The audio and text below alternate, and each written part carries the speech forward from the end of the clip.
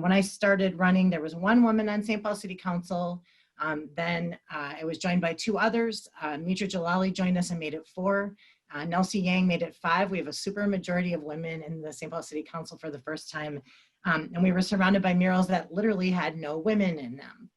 And so the process that we worked on with a community committee, the Ramsey County Historical Society, and artists, local artists, started a process that we will have murals that will be changed out over time, but that are simply canvases that cover up, so we're not harming any of the historic art, but instead cover up and create a more welcoming and warm space in the Ramsey County Courthouse. And I'm assuming most of you folks here have seen it. If you haven't seen it in person, it's absolutely stunning and profoundly feminine, and it's wonderful. So, so all this to say, I'm so pleased to be part of this illustrious group. I'm part of this kickoff for this wonderful event tonight. I cannot wait to see what this looks like digitally, and I can't wait to see what it looks like in person. It's important, it's powerful, and its time has come. So thank you so much.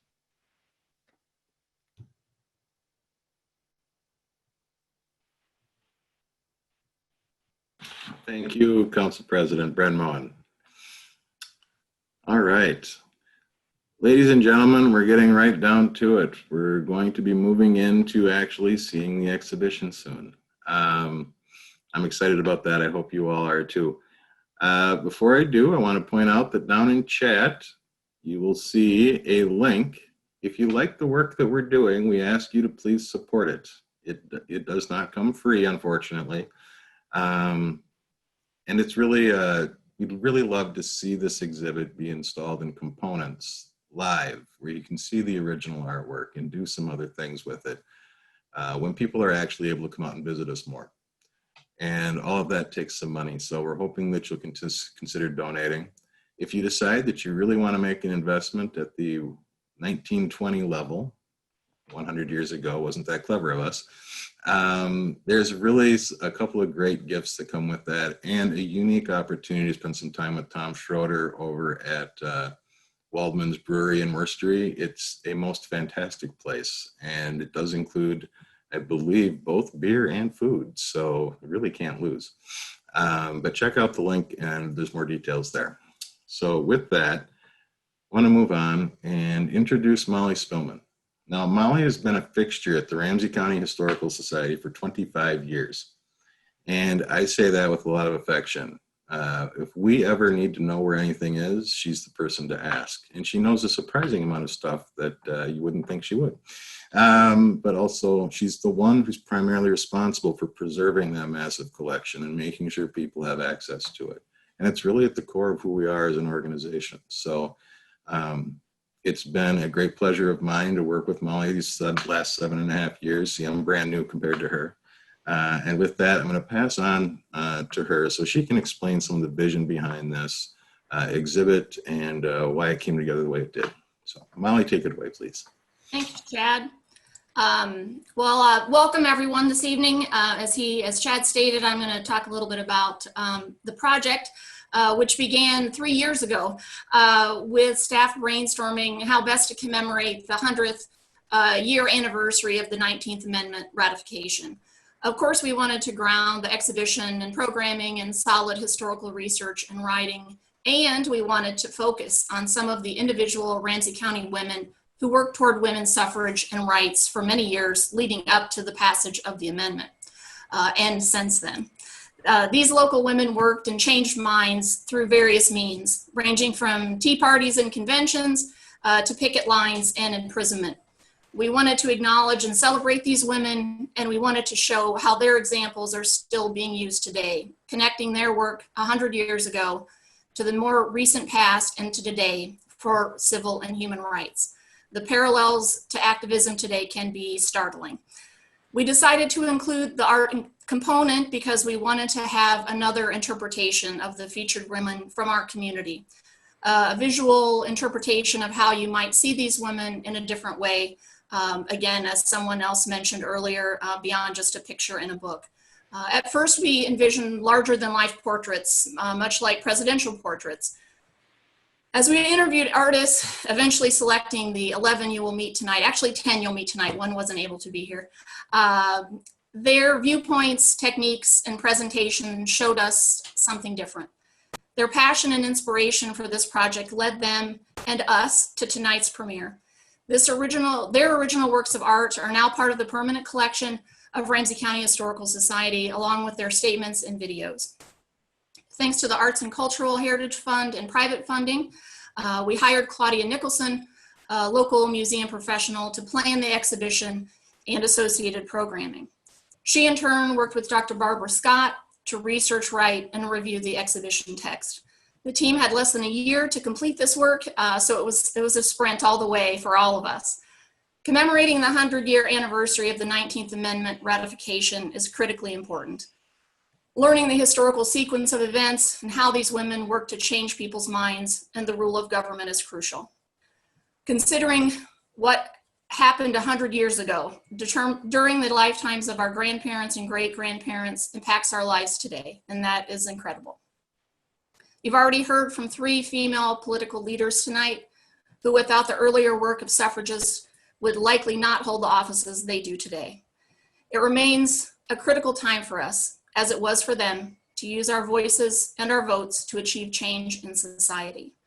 With that, a little step closer to the exhibition, I'd like to introduce the 11 artists and their subjects. Claire Lockhart, painting of Teresa Payton, who is the image that you probably saw on the homepage this evening. Hilary Woods' stained glass portrait of Clara Euland. Jennifer Soriano's drawing of Nellie Griswold Francis. Steph Keen's storied map of Clara Hardenbrook. Anika Schneider's vision of Bertha Moeller. Lesley Walton's personal drawings of Katie McWatt and Sylvie Tegeson. Mary Younkin's modern vision of Myrtle Kane. Sadie Ward's textile creation in Bart of Annie Dickey Olson. Daniel Brevik's perception of a young Maybeth Heard Page. Stacy Combs, who is not here this evening, but her interpretation of Rosalie Wall will be in the exhibit. And finally, but not lastly, not less important, is Hannah Boehme. Her inclusive reckoning of B.J. Metzger brings us up basically to modern times in this exhibition. I'm excited to open it for you this evening with nearly all of the artists here with us. So with that, I'll turn it back to you, Chad, and I think maybe the beginning of the exhibition. Absolutely. Thank you, Molly, and thank you for all your hard work on this. I also want to give a quick shout out to Robin Beth Priestley for all her work in putting this online event together for everyone. If we could bring up and share screen the homepage for the Ramsey County Historical Society, please.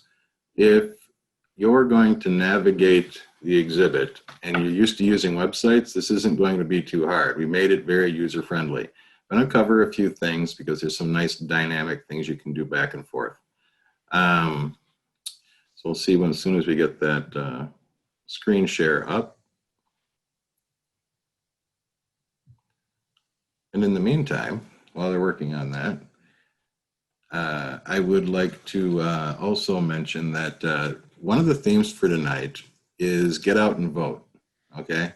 And I think we're living in a really divided community right now. Politics has really been growing more and more divisive over the past few decades, really. And I feel like a lot of folks are feeling like it's really quite stressful at the moment.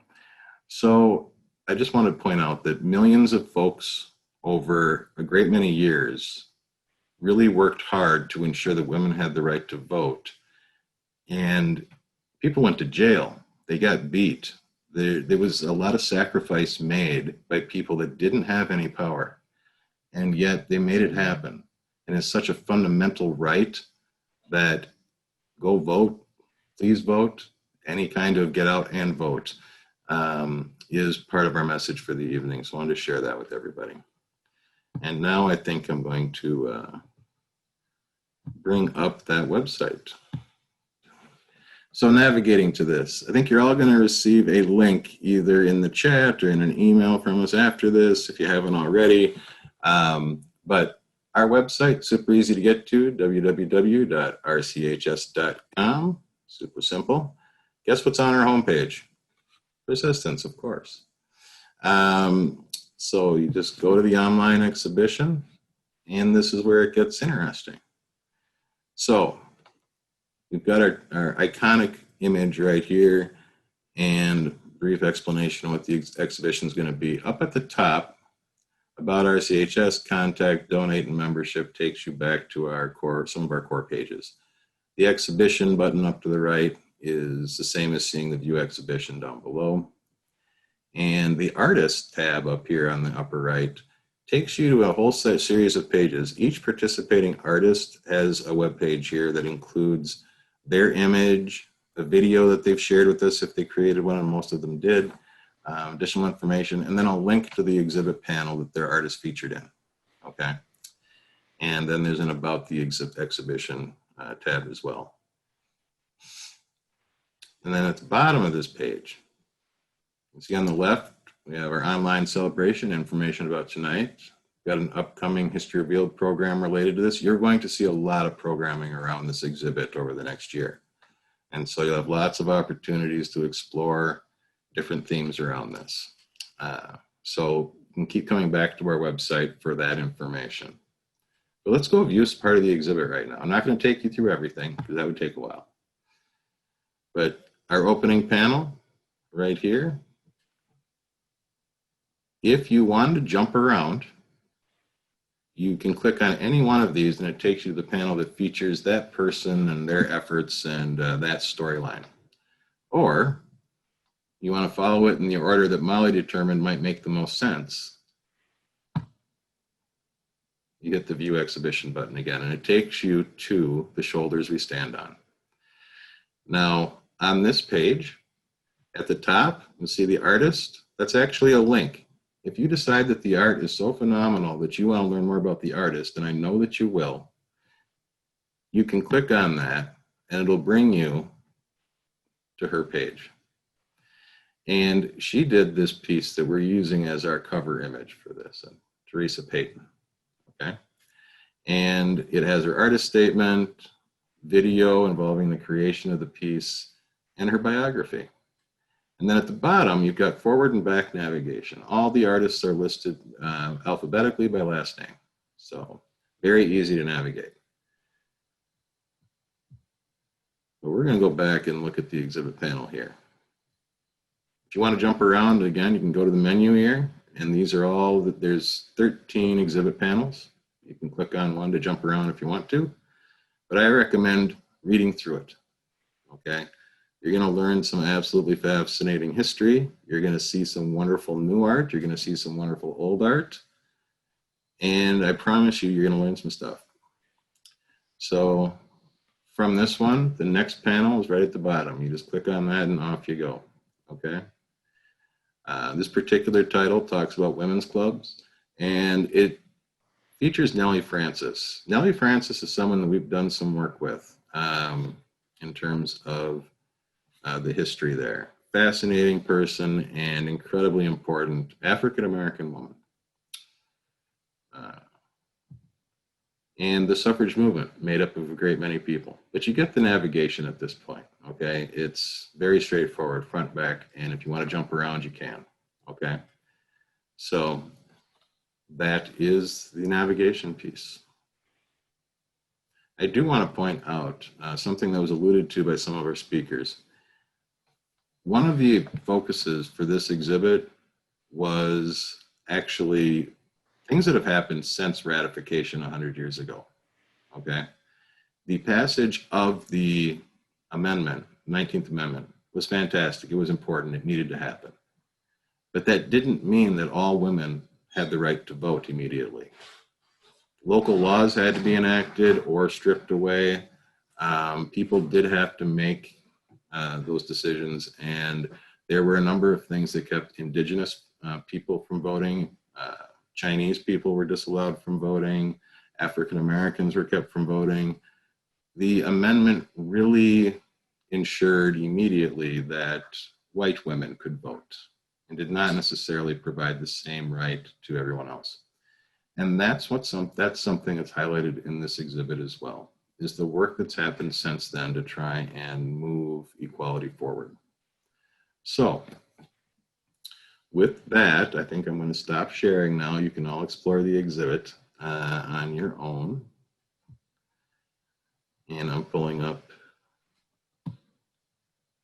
this. So, okay. So, Molly, was there anything that I missed that you really wanted to touch on here? And the right button. No, Chad, I don't think so. Again, I think the one piece that you mentioned that I forgot was that while the exhibit is certainly centered and based in the history of the 19th Amendment, it builds on these women who worked at that time and how their work and their means of activism have carried forward to today with all of what's going on in our world today. So I think that, again, you as visitors will quickly see that in the exhibition and hopefully generate some questions too for our breakout sessions with our artists that are coming up to talk to them about their pieces and, again, what inspired them and maybe what they came away thinking after the project ended. Thank you, Molly. And now this is when I step back and let Brian explain what's going to happen with the breakout sessions, because he is the expert on that and I am not. So thanks for hanging with us so far. It's about, you're going to be divided into rooms, and I'll let him explain that. Along looking at everybody's faces on here, and I wanted to say thank you. I know we're waiting on, I think, another breakout room coming back. But I hope everybody's been enjoying themselves. So, do we have anybody still in breakout rooms coming back yet? Oh, here we got a bunch. Brave new digital world. So, all right. That looks like that might be everybody then. So, all right, I was probably supposed to say something inspirational here, but I want to say this instead. Thank you to all the artists. The way you brought this to life for each of the people you worked with was truly remarkable, and I have been inspired by all the work. It's lovely to see your interpretation of people that are historical figures to me, that are a little bit more black and white when I read about them in a book, you know? But I absolutely love the way they've been portrayed. And I want to point out again that one of our messages for tonight is to vote. Folks that were eligible to vote and didn't in the last election outnumbered anybody pro on either side of the aisle last time. And it's a right that people literally went to jail for. Some died. It was really an effort. And it's ongoing with regards to making sure that people aren't disenfranchised. And that's why the suffrage movement's so important to me. Making sure that people can participate in this country at all levels is really what we should be striving for all the time. So I know that we've got about 60 people hanging around. I think we can open it up for a little bit if people want to have some questions, that kind of thing. So put something in chat if you've got some questions, okay? And just to socialize and whatnot. But again, thank you all.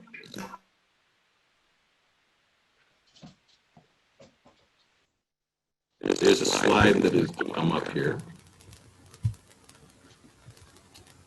I'll let the tech get that up, but I want to reiterate, you have a wonderful opportunity to support the organization and the work that we're doing, so I hope that you'll do that.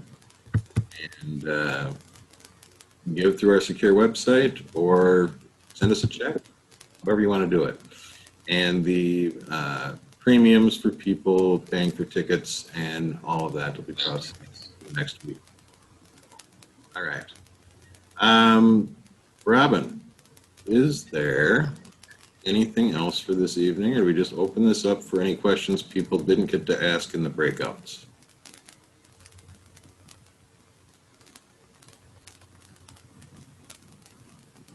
No. Thank you, everybody, again. please visit the website. The link is on the slide on your screen. And as soon as we can, we'll unmute some people. I know we're getting some feedback, and I apologize for that. But if you'd like to stick around and share or network or whatever, we'll see about getting everybody unmuted. And again, thanks to all the artists for participating in tonight's program, and thank you to Representative Alice Hausman, Council President Tony Carter, and City Council President Amy Brandmoen. I feel like somebody has a fire going in the background. I'm getting the fireside chat kind of sound going.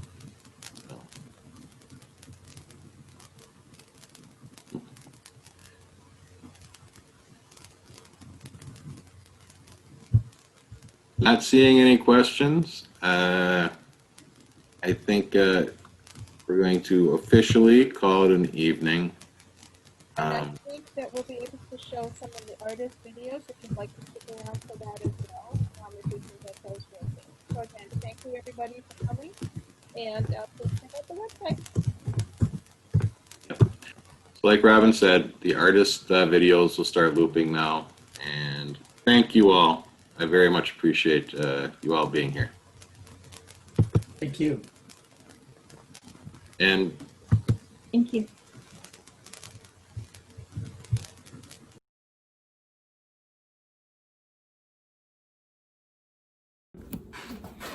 Hello, my name is Anika Schneider, and I am an artist based in Minneapolis, Minnesota. I am primarily a painter and a printmaker. As a painter, which I created a painting of inspired by Bertha Mahler and of Bertha Mahler for this project. As a painter, I consider myself a narrative, figurative artist. I really enjoy painting people, but I also want to tell stories through my composition. So to begin this project, I really wanted to connect with Bertha Mahler as a person and what drove her and other women suffragists. So I did a lot of research. I researched and learned as much as I could about her life, but also since I am a visual artist and a visual person, I really also wanted to find as many photographs as I could of both Bertha and other women suffragists to really get a glimpse into who they were as people and their spirit. So Bertha Mahler was born in Sweden and immigrated here when she was 5 years old, and she was really drawn to some more radical tactics. She picketed at Washington, D.C., and she was actually arrested 11 times. So I really wanted my painting to show her as a woman who is leading us from the past. She was a leader in her own time, but continues to lead women through her fight for suffrage today. So in my painting, I really wanted to sort of obscure time and show Bertha in more highly rendered detail at the forefront of my painting, and more contemporary modern women sort of blurred and obscured behind her. I also wanted to have these themes of turbulence and a struggle sort of through visuals of a storm to show how so many women are still fighting for social justice issues today, and that they are both part of the storm and fighting against storms. Thank you. I was kind of reflecting on what kind of final statement would be for the persistence exhibit. The thing that kept coming to my mind was a sense of time, because I went back and I read my initial request for proposal when I was submitting to the Ramsey County Historical Society. 1 year time frame really interesting because I can reflect back on all the people that I talked with while collecting bras, and also just generally talking about the exhibit. And I think of how much great conversation came out of just making this piece of art all the way through now where I'm well completed and we're getting ready for the exhibit to start. I was impressed with the continuity of thought even from over a year ago. And that was, like I said, a year ago, which then made me start thinking, well, it's actually been 100 years, right? That we're actually like focusing on. And I just continued to kind of reflect on time and what time means in relation to women's suffrage. And I was reading back over the website that the Ramsey County Historical Society has that has little summaries of each of the women. And I was also struck by this statement. Later in life, Olson suffered from disappointment and disillusionment. She had hoped to pave the way for women in politics, but after the success of the 1922 election, the entry to women into Minnesota politics was just a trickle for several decades. Minnesota did not send a woman to the U.S. Senate until Amy Klobuchar in 2007. So let's let that sink in for a second. 1922 to 2007. And then I started thinking about how this is all collective individual moments that make up a movement, right? I was thinking of that in my piece itself with Bert. It takes a lot of bras from a lot of women willing to give them to me to make that piece. There's a lot of layers and a lot of participation that go into making that one piece.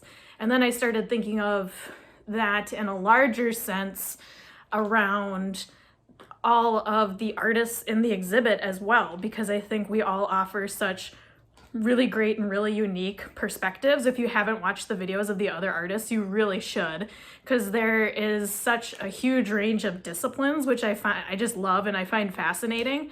And then also different points of view that those different perspectives and disciplines bring to an exhibit like this. And that kind of, I believe, art reflects life. And that is kind of the truest form of it, right? It's multiple different forms of art reflecting this massive movement that happened 100 years ago, but still feels really relevant to today, right? Super excited to hear so many people's reactions, because the best thing about art in general is no matter how much you try, people are going to have their own interpretations and reactions, which I always find fascinating. It's really important to show off my giant tote bin of bras that I've literally collected over the last year or so. It's literally physically heavy, but I am still collecting bras. Messages in the medium, and I think that there's a great participatory aspect when you donate your bras and then you get to see the art later. I've got other ideas for Bert, so stay tuned on my own channels to see what I come up with next.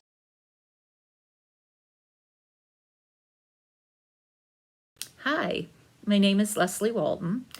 I'm an artist that resides in St. Paul, Minnesota, and I'm so happy to be part of the Ramsey County Historical Society Persistence Exhibition. When I first heard about this show, it was near and dear to my heart to take part in something that celebrated Minnesota women, strong Minnesota women that fought and fought for women's rights and rights for all. It was so important for me to learn a little bit more about women in Minnesota and all the work that they had done, and for me to look through a list when I first approached doing a portrait for the show. And oh my gosh, so many great people that I could have chosen. But I was very happy to finally decide on 2 women and be chosen to do both of their portraits. I'm honored that I had the chance to draw both Sylvie Thygesen and Katie McWatt.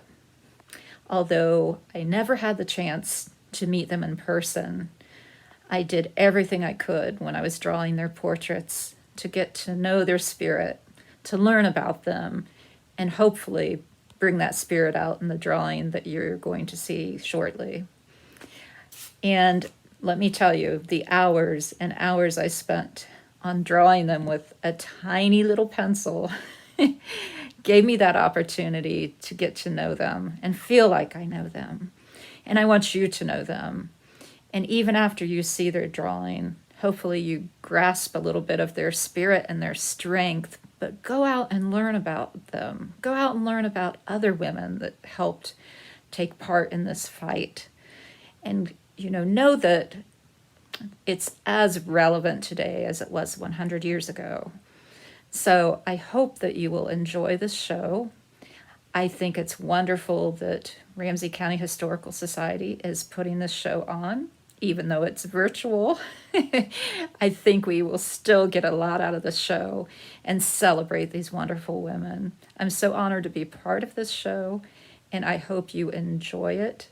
And I hope that you learn more about our history not repeating the bad history, but moving forward and freedom for everyone.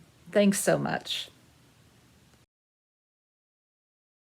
Hi, my name is Hannah Boehme. I'm an artist from St. Paul, Minnesota, and here is the part 2 video of my Barbara Jean Metzger art piece. So for this project, I really enjoyed working with the Historical Society. Their process gave me a lot of flexibility to kind of work at my own pace, and that was really refreshing and wonderful. And they also, through them, I was able to find so many wonderful primary sources about Barbara Jean. They have 6 whole boxes of her in the archives, which was incredibly helpful for me. I like to research a lot about my subjects when I first start a piece and get a sense for who they were and who they are. And that was really helpful for this project. I'm really glad I got to have BJ as my subject for this piece. I had no idea who she was coming into the project, and after learning about her, I think everyone should know who she is because she's just such a powerhouse. And after doing the research more about her and her life and her work, I was able to add a lot of small details to this piece. Like the butterflies in the background are inspired by the fact that she worked at the Chrysalis Center for Women in the Twin Cities, and their emblem was a woman emerging as a butterfly from a chrysalis. And Chrysalis was a crisis center for women that Barbara Jean volunteered at, and it was one of the first projects that she did, and the first of many things that she did. And all of the clips featured in this video are me working on the smaller details, so the buttons that Barbara Jean wore, or obviously the butterflies. And I will be talking more about my piece on October 8th at the exhibition panel, and I hope to see you there. Thanks for watching. Bye.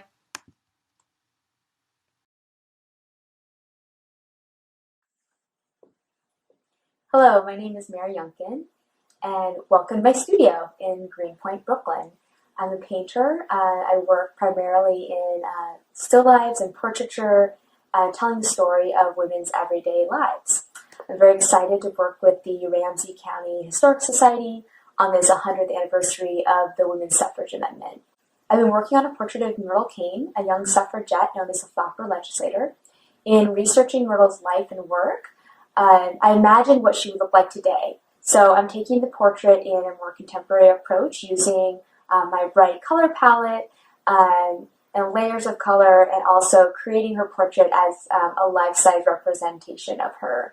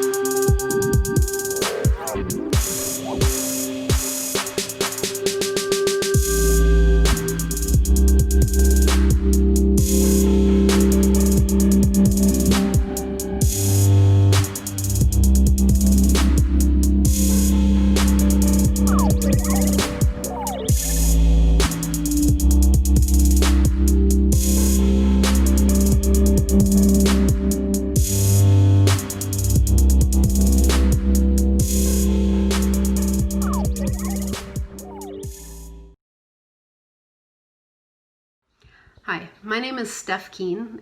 The artwork that I created for the Ramsey County Historical Society's exhibit Persistence features Clara Eva Hardenbrook.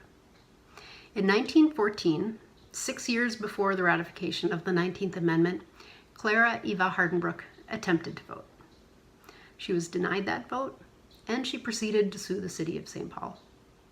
The lawsuit alleged that the election process was undemocratic and the results should be thrown out. I was inspired by Clara because she didn't have the time or the money to sue the city of St. Paul. In 1914, Clara was a working-class mother of 6 living on the east side of St. Paul. Her husband had recently suffered injuries that left him unable to work. She had little affiliation with any organized suffrage groups. Yet the right to vote was so important to her that she was ready to commit an act of civil disobedience. In March, she successfully registered to vote under the name C.E. Hardenbrook. In May, she presented herself at her polling place, and the election judges refused her. The next day, her attorney filed the lawsuit against the city on her behalf. I also enjoyed the mystery of Clara's lawsuit. Who organized it? Why didn't the Minnesota Women's Suffrage Association rally behind Clara? How was the lawsuit financed? And how much did Clara's act of civil disobedience contribute to the changing public sentiment? Clara's lawsuit received quite a bit of media attention, but was ultimately denied by both the judges of Ramsey County and in appeal to the Minnesota Supreme Court. Clara would have to wait 6 more years for the right to vote, but she left a legacy of taking a stand for what she believed in. First, it's a real honor to be able to participate and to do a portrait of Maybeth Heard Page. Maybeth had an amazing career as a politician, but what intrigued me was that she started out as an artist. She studied art abroad and had actually already secured a job as an art teacher. Maybeth was elected to the Minnesota House of Representatives in 1922, and she would hold that position and be reelected all the way through 1945 when she retired. I wanted to depict Maybeth in her youth, at that point where she was transitioning from being this artist to a politician and studying law. I actually went through a number of different designs, different color schemes, all in an effort to try to capture her as an artist. I couldn't actually find images of her in her youth, so that meant redrawing, trying to maintain the features that were easily found in a lot of images, but not in the age range that I was hoping for. Working closely with Molly Spillman and the Office of the Ramsey County Historical Society, we narrowed it down to these 3 designs and ultimately chose the one on the far right, very bright and colorful. My final piece is actually produced with a laser cutter, using a laser cutter, and I break down that original design into the basic colors that were involved. In this case, there's 6 of them, including white. I use a dry erase board, and that is what's left. It becomes the white, and I cut each color then, and then hand paint them while they're frisketed to create the final version. It's a very tactile piece and interesting combination of photography, design, and painting. It's unfortunate we can't all be together to look at it. I think it has a certain 3-dimensional quality to it that you won't get, but maybe soon we'll have some COVID relief and we'll be able to see these in person. Thank you very much. Hello, I'm Claire Lockhart, and I had the privilege of creating a painting of Teresa Payton for the Persistence exhibition hosted by the Ramsey County Historical Society. I love creating portraits, and I especially enjoy creating artwork that gives women agency and celebrates their accomplishments. Teresa Payton was a teacher, lawyer, the corresponding secretary for St. Paul's Political Equality Club, and she was part of the Minnesota Women's Suffrage Association. She was an important person who helped pave the way for women to be able to vote in our country. In her honor, I hope that all women register to vote and participate in the upcoming election. My oil on canvas portrait of Payton references Liberty Leading the People by Delacroix, and I directly reappropriated the pose of liberty. I did this deliberately because women are glaringly absent from historical paintings. Unfortunately, in many museums and government buildings, women are only present as models for allegories. While some think it is nice to include scantily clad women to represent democracy and justice, I think it is more important to represent real women who made an impact on our democracy and fought for justice. I want to correct this error and create dramatic images that uplift women. This is why I was so excited to paint Peyton. If you're familiar with my artwork, you know that I strive to make powerful compositions. I want to inspire my audience through my paintings. It is my hope that my depiction of Teresa Peyton will not only make viewers appreciate her achievements, but will inspire them to work to accomplish their own goals and to help make our country a better place. Hi, my name is Hilary. I'm a stained glass artist, and I'm so thankful to be a part of this exhibit, one that honors these brave and forward-thinking women of Minnesota's history. The woman I chose to portray is Clara Younkin, but I have to say it was hard to choose just one. In reading about each and every one of them, it made me want to learn more. And I think that's what I love most about this exhibit, is that it inspired me, not only artistically and maybe want to create a glass portrait of over 11 women in Minnesota history, but it made me want to dive in. It made me want to read all I could. I wanted to Google, I wanted to buy books, so I started to do that. I have more to go, but that was exciting to me, to be inspired that much. And that's what I love most about this exhibit, is that it inspired me to want to learn more. And I really hope that's what it does to each and every one of you, that it inspires you to want to learn more about the history, more about these women, and more about art. So I hope you enjoy this exhibit, and I hope you get out and vote, because these women fought long and hard for us for the right to vote. So thank you. Bye-bye.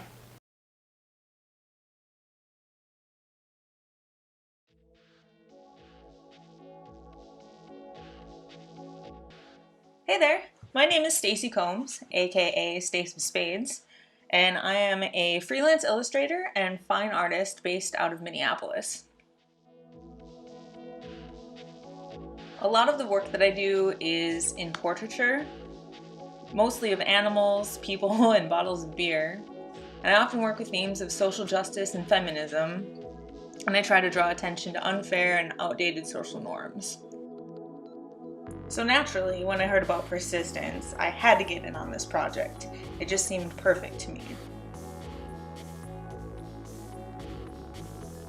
The person that I chose for this project is Lesley Walton.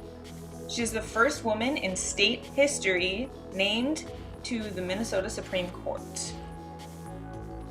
She served from 1977 to 1994. That's 17 years, until she was forced to retire at the mandatory age of 70. Wall was a trailblazer.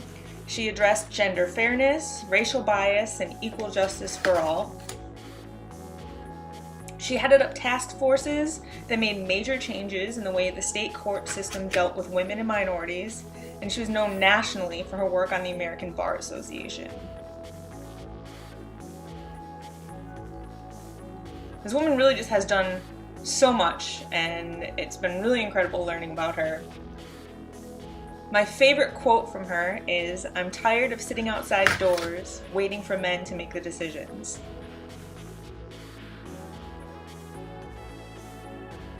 She wrote 549 letters of opinion for the court, and here in this portrait you can see that she's holding all of those letters. I chose a vibrant, multicolored background to kind of represent all of the different causes and different people and the intersectionality of everything that Lesley Walton fought for. Aside from those two elements of symbolism, the rest of the portrait will be pretty simple and straightforward. I will put a lot of effort into focusing my energy on her expression so that it can convey the strength and compassion that Lesley Walton had. So stay tuned, and thanks for watching.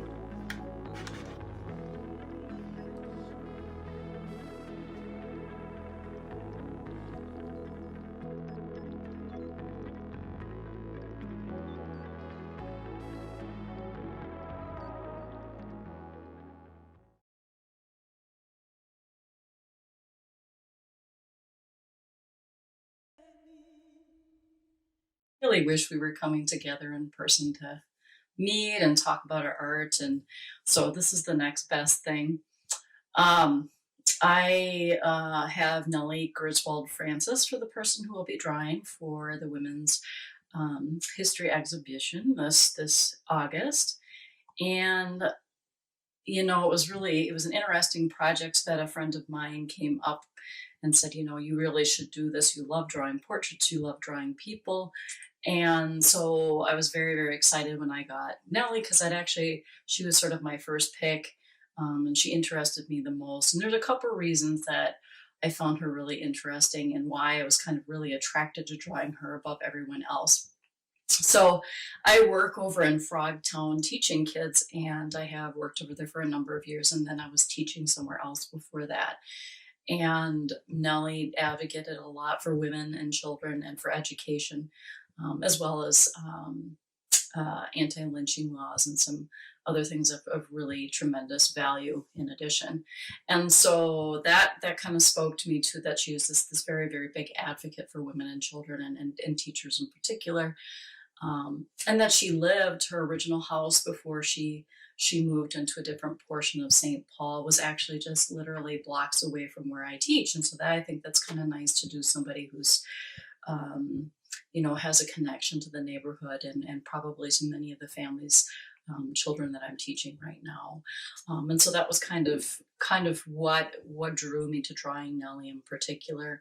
I really love drawing portraits, and you can see some of the ones I'm working on here in the background as well, because I feel like you can capture something in portraits about a person. So portrait I always thought was not just so much about getting a likeness, as much as it was about you made a likeness of that person. Clearly you wanted them to be recognizable, but you capture something about their personality or strengths or weaknesses they have, or kind of the force that they have as a human being. And you can make decisions about a portrait that a copyist doesn't do. So a copyist is very much interested in kind of a one-to-one reproduction of the images that they see. But when you're a portrait drawer, you let some parts of the portrait go, and you focus on portions of that person that really matter, or you look at the way that pose maybe directs the force of their personality. And so I really like that ability to give you more than meets the eye when you're doing a painting or a drawing of another human being. And how much that can connect you to them and the struggles that they go and the empathy that you might have for them as well.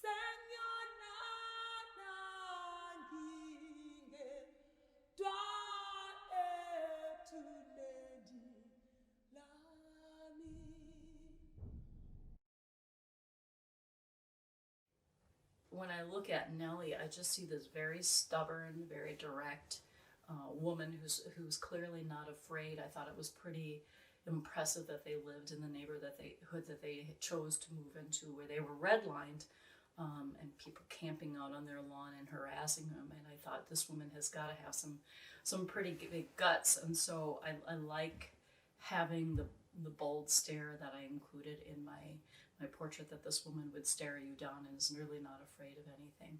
So I'm really pleased to be a part of this project. I really can't wait till this fall when we see everybody else's works and pieces out, and we look at this each of us in our own homes working independently, but when working independently in unison on the same project and the same thing that matters. And so in the fall, I can't wait to see how everything came together. Thank you. We have reached the end of the evening. So thank you all. All these videos, all of the exhibition material is available on the website. www.rchs.com. So please find us there and check out all the programming that's going to go along with this. It's going to be outstanding. Have a wonderful evening, everyone.